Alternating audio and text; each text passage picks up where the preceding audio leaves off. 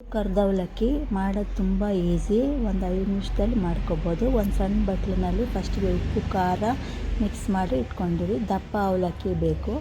ಒಂದು ಬಟ್ಲಷ್ಟು ದಪ್ಪ ಅವಲಕ್ಕಿ ತೊಗೊಂಡು ಎಣ್ಣೆ ಬಿಸಿ ಮಾಡಬೇಕು. ಫುಲ್ ಹೈ ಫ್ಲೇಮಲ್ಲಿ ಬಿಸಿ ಆಗಿರಬೇಕು. ತುಂಬ ಬಿಸಿ ಆಗಿದ್ಮೇಲೆ ಒಂದೊಂದು ಹಿಡಿ ಹಾಕಿ ಅದನ್ನು ಕರಿಬೇಕು. ಅದನ್ನು ಹೈ ಫ್ಲೇಮಲ್ಲಿ ಇಟ್ಟು ಕರೆದಾಗ ಅದು ಚೆನ್ನಾಗಿ ಉಬ್ಕೊಳ್ಳುತ್ತೆ. ಆಮೇಲೆ ಚೆನ್ನಾಗಿ ಕರಿಯುತ್ತೆ. ಆಮೇಲೆ ಇದು ಕಲಸಿರೋ ಖಾರದ ಪುಡಿ ಉಪ್ಪನ್ನು ಒಂದು ಸ್ವಲ್ಪ ಕರೆದ್ಮೇಲೆ ಅದಕ್ಕೆ ಹಾಕಿ ಮಿಕ್ಸ್ ಮಾಡಬೇಕು. ಇವಾಗ ಅದೇ ಬಾಣಲೆಯಲ್ಲಿ ಸ್ವಲ್ಪ ಪುಟಾಣಿ ಮತ್ತು ಕಾಂಗ್ರೆಸ್ ಕಡಲೆ ಬೀಜ ಹಾಕಿ ಒಂದು 2 ನಿಮಿಷ ಫ್ರೈ ಮಾಡಬೇಕು. ಜಾಸ್ತಿ ಮಾಡಬಾರ್ದು.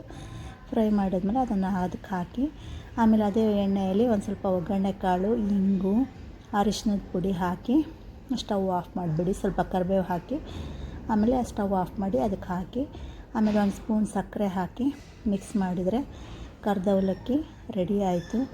ಇದನ್ನು ಒಂದು 5 ನಿಮಿಷದಲ್ಲಿ ದಪ್ಪನ ಅವಲಕ್ಕಿ ಇದ್ದರೆ ಒಂದು 5 ನಿಮಿಷದಲ್ಲಿ ಮಾಡಿಕೊಂಡು ಸಂಜೆ ಹೊತ್ತು ಮತ್ತು ಸ್ನ್ಯಾಕ್ಸ್ ಥರ ಯಾವಾಗ ಬೇಕಾವಾಗ ತಿನ್ಬೋದು. ಇದು ಮಾಡೋದು ತುಂಬ ಸುಲಭ. ಒಂದು ಸಾರಿ ಟ್ರೈ ಮಾಡಿ ನೋಡಿ. ಕರ್ದ ಅವಲಕ್ಕಿ ರೆಡಿ ಆಯಿತು.